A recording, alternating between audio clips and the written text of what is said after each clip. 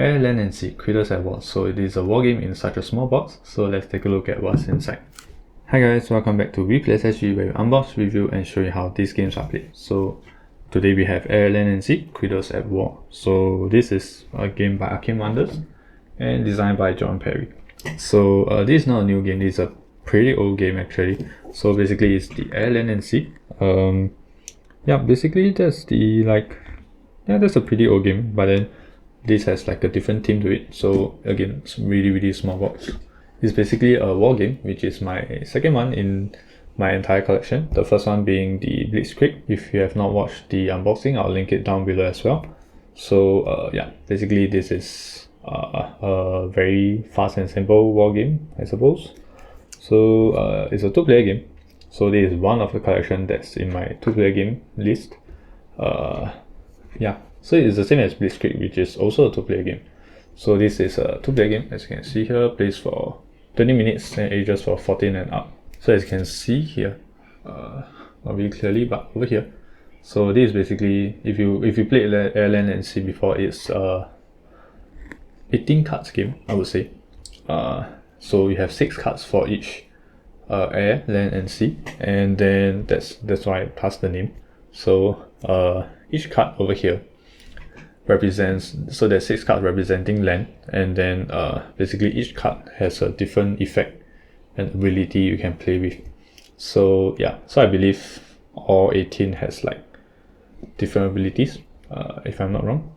So yeah, so what's very cool about this game is that I think you're playing over several rounds, and the first one to reach a certain number of points, I think it's 12. Yeah, I think it's 12. So the first one to reach 12 points wins the game. And however, there's one unique aspect about this game is that you can actually choose to withdraw. Meaning if you think that your opponent is winning too much, or maybe your hand is not very good, so that's when you can withdraw, and then this would then make your opponent gain lesser points for the round, basically. Because as you start playing, if you are at a losing end, I think basically you need to win in 2, they call it theaters, so you have to win like 2 theaters to get the points, or I think winning 1 is, I'm not sure how many points, but if you think you are going to lose all the theaters or only going to win 1, you can actually withdraw early. This way your opponent don't get the full points. So that's one strategy you can go with. But yeah, that's a simple gist of the game, so let's take a look at what's inside.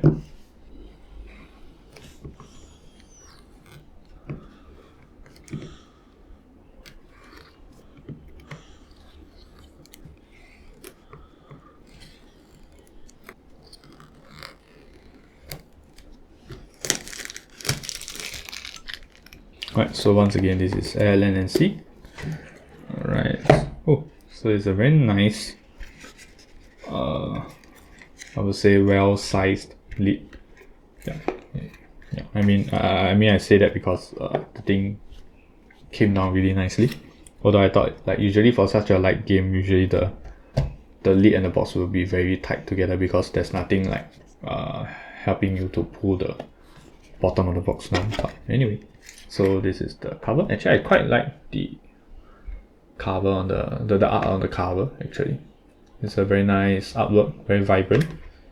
Yeah, it's a very cartoonish theme, but yeah, I think it works. Yeah. So I'm looking because this part seems really the artwork seems really like pushed down to the bottom, but okay. So I'll just show you the sides of it while I'm here. Okay, so this should also be a pretty fast unboxing, and this is very nice. This is a bit like the Tiny Epic games, the larger cards. So I'll go through this later, and let's take a look at the rule books first. Okay, as you can see, it's a super tiny box. Yeah, I think I'll just zoom in so I don't have to hold everything up. Alright, so here we have the rulebook. So it should be a pretty simple game. It's like a 10-page rulebook. So it says here the war is on. It won't be easy, but it'll be glorious. So you can set up That's how you set up the game, playing the game, the structure of the battle cards, resolving a battle.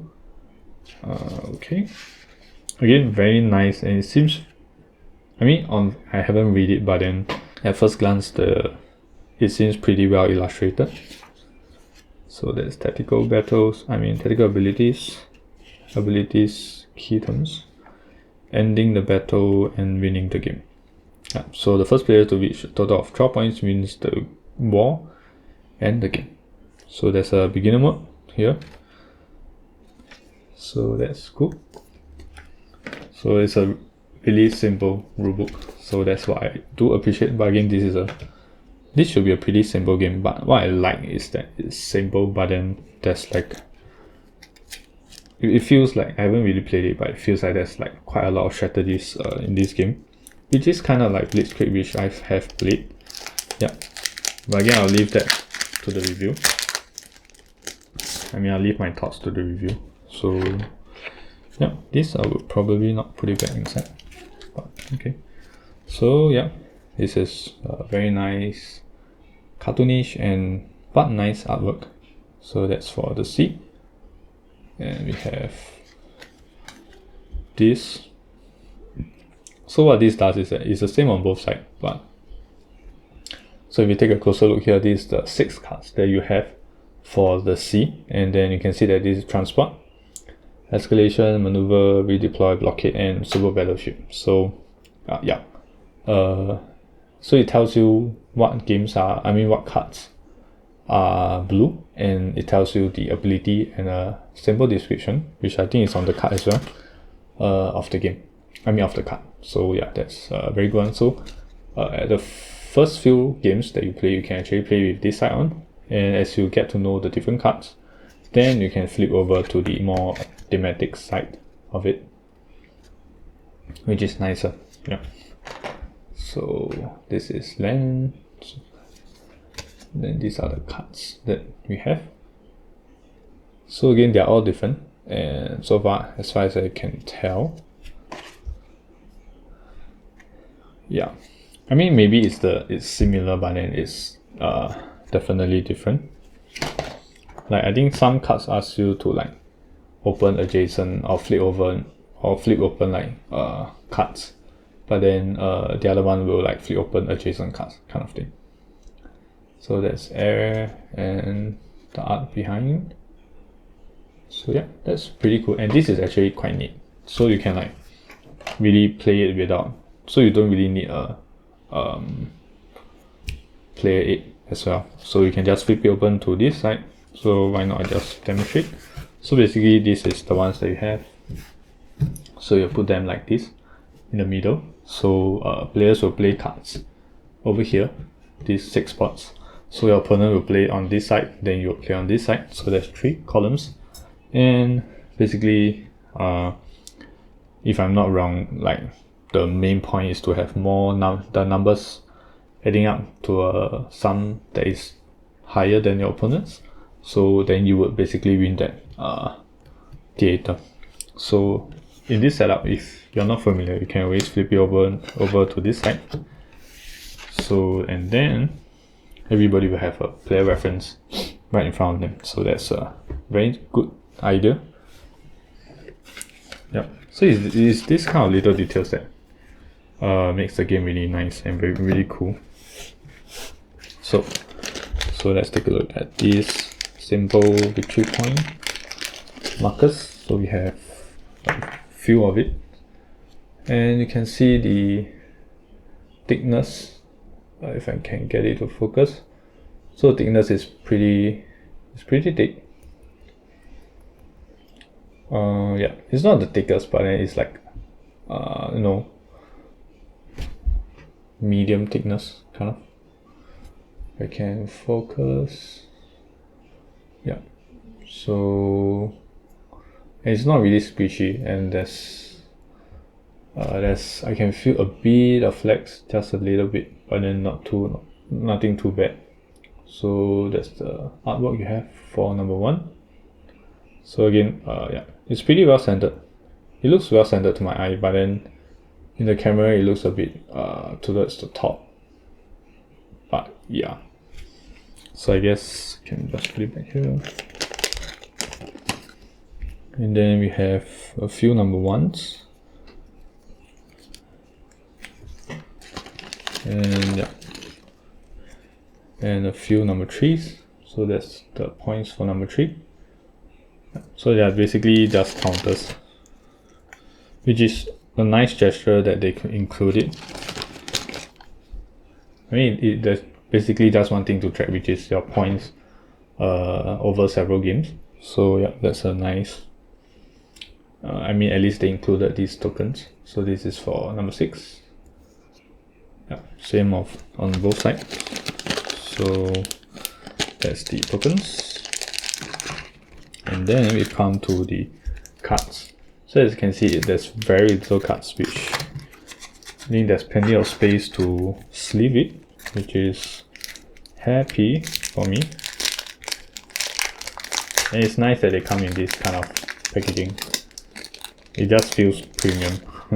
So again, oh, I forgot to show you guys the texture on these cards. So this has a linen finish as well. Yeah, you can see it. Yeah, and the cardstock is fine.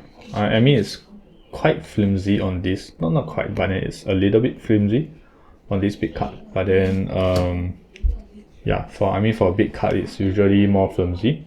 And then for this, it's like a player 8. So yeah, there's first player, second player. So that's the difference is that. Yeah, there's a minor difference. So basically you'll swap this for every round you play. And the first player actually wins tight theaters. So also, if points opponent score if you withdraw. So meaning if you have 2 to 3 cards left in your hand, if you withdraw, then there will be 3 points. But for the second player, if you can see here, it's 3 to 4, then they'll get 3 points. So for the same number of points, if you have lesser cards in your hand, you actually still give your opponent the same number of points if you compare it this way. So it looks to me like the first player have a bit more advantage, but yeah, probably that's because they have to play a card first. Yeah, not too sure the rationale behind this, but okay. So as you can see, the cards all have a lesser count, because requiring less cards for you to withdraw and then your opponent still gains the same number of points. I think that's a benefit, I guess, because you get to play more cards and then you get to see how the round plays out before you decide to withdraw. So I guess that should be some sort of benefit. But yeah, so this is second player and it loses tight theaters. And yeah, and basically I feel first glance, I guess, first look, that the first player should have the more advantage in this game. So as you can see, this is the back of the card. Again, the art is really nice. And they all have this linen finish, and the cardstock is kind of thin actually. Yeah, so even for the small cards, it's a bit thin. But yeah, I mean, okay, I mean a sleeve would suffice, but then yeah, it's only 18 cards. I suppose it could be made a little bit thicker, but anyway. So as you can see the back of it, so we have all these cards. So this is 2, and then the front of it we have these numbers here. So yeah, basically 18 cards. And what this means is that as you have your hand of 6 cards, I believe. So this means that you can only play this on a air spot or air theater. But then if you were to flip over to the other side, this is actually a 2 power. So maybe if you don't want this, I believe the lesser numbers will actually have like bigger or better benefits. But then if you don't want the 1, you can actually play it as a 2. But playing it as a 2 this way, you can actually put it in a different or any data that you want. So it doesn't have to be limited to air. And then you can later, afterwards, flip open this card to reveal the power. Yeah. So basically we have a 6 here. You can actually plant it secretly at a land space, although these are air, and then you can have another card flip this one, so then you become a 6. So that way I think that's legal because you didn't place it there, but then it got flipped. So this 6 will still count as the points for the land theater that you put it in. So that's some sort of strategy there, which is pretty cool. Alright, so let's take a closer look at the cards. So this is support. You gain +3 strength in each adjacent theater. So I think this is most useful if air is at the center, meaning you have both sides +3. Yeah, so basically these theaters, they would rotate every round. So yeah, so that's why. And this is airdrop. So the next time you play a card, you may play it to a non-matching theater. Yeah, so that's also one way to play it to a non-matching one. So I'll just put this here. So this maneuver, I suppose this has like yeah, I think this is like ongoing. This is like immediate for the lightning symbol. So this is flip an uncovered card in an adjacent theater. So basically when you play, you actually have to cover them up like this. So I suppose this number 3 will be the covered up card. So this has to be an uncovered one. So that's Aerodrome. So you may play cards if strength 3 or less to non-matching theaters. So air kind of feels like you can play it anywhere. So if any player plays a face down card, destroy that card. Whoa, that's pretty powerful. So this heavy bomber, it does nothing, but then it's 6 strength. Yeah. So for land, this is reinforce. Can draw 1 card and play it face down to an adjacent theater. Yeah, that's cool. Can flip any uncovered card. Can flip an uncovered card in an adjacent theater. All cards covered by this card are now strength 4. Wow, that's pretty good. So starting with you, both players choose and flip one of the uncovered cards. So basically you can only flip uncovered cards. So you can see the trend that is going. So the air is actually trying to allow you to place different non-matching cards to any theaters, and the land is actually trying to allow you to cover and uncover cards, or to flip over cards basically. So you can flip it over and you can also flip it down. So yeah. So this is for the C. You may move one of your cards to a different theater. So I'm guessing this is like moving cards around. So you can have all of your face down cards are now strength 4. So that's cool too. Flip an uncovered card in an adjacent theater. So you may return one of your face down cards to your hand if you do play a card. So this is if any player plays a card to an adjacent theater occupied by at least 3 other cards, destroy that card. So that's the super battleship. Yeah. Again, I really quite like the artwork. Yeah, and I never really looked very closely into the sort of the base or basic air, land, and sea game, but then I really like the artwork on this. I think it's simple and it's nice. Yeah, so I'm glad that I got this. So yeah, not too sure what was the idea of making this, but then either way I appreciate that this was remade, so that's always a good point. Alright, so for the sleeve test, I found this to be the best match. Yeah. So okay, it's a bit tall on the top. So as you can see, so it's a bit tall, but then I guess it's fine. For the feet, it's all the way at the bottom, as you can see here. And it's quite snug at the sides. So this is 63.5 by 88 millimeters. So yeah, it's a pretty good fit, I would say. And yeah, there's a lot of wiggle room. And there's only 18 cards, so I don't think it will like overflow the height of this, so that's very good. And so for the big cards, as I said, it's pretty much like the Tiny Epic bigger cards. So but I don't think it quite fit. So this is 88 by 125 millimeters. I believe this is the Tiny Epic kind of size, but this is a bit big. And it's having a bit of trouble putting it in. Yeah. So I mean, if you put it in, then you don't really have to take it out anymore. So yeah, I want to give you guys a closer look here. So yeah, basically no room spare, no room to spare. at the sides over here, and then the top, as you can see here, it's really to the brim, like there's no leftover plastic covering it. Yeah, in fact it's coming out a little bit. Not sure if we can get to show you guys. Yeah, so if you can see over here, the card is actually protruding out like just a tiny bit over here. So yeah, I'm not sure. I mean, this is probably the closest that you can get. Otherwise, you have to get something like 88 by 127 millimeters. So I don't think we have anything like that.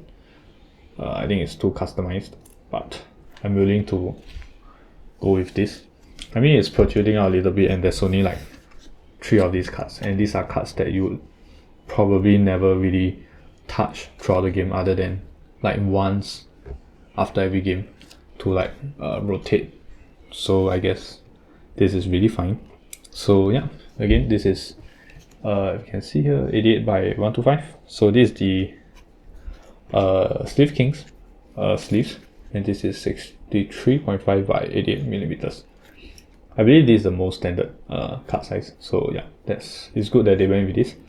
But it would be nicer if the card is just a bit taller to fill out the space. But yeah, but this is fine. So once again, thanks for watching, and if you guys like what I've done here, do give this video a like and consider subscribing, as it will help me out a lot. So let me know what you guys think about this game, LNC. If you played it before, let me know how was your experience with it. So once again, this is LNC, Creators at War. See you guys next time. Bye bye.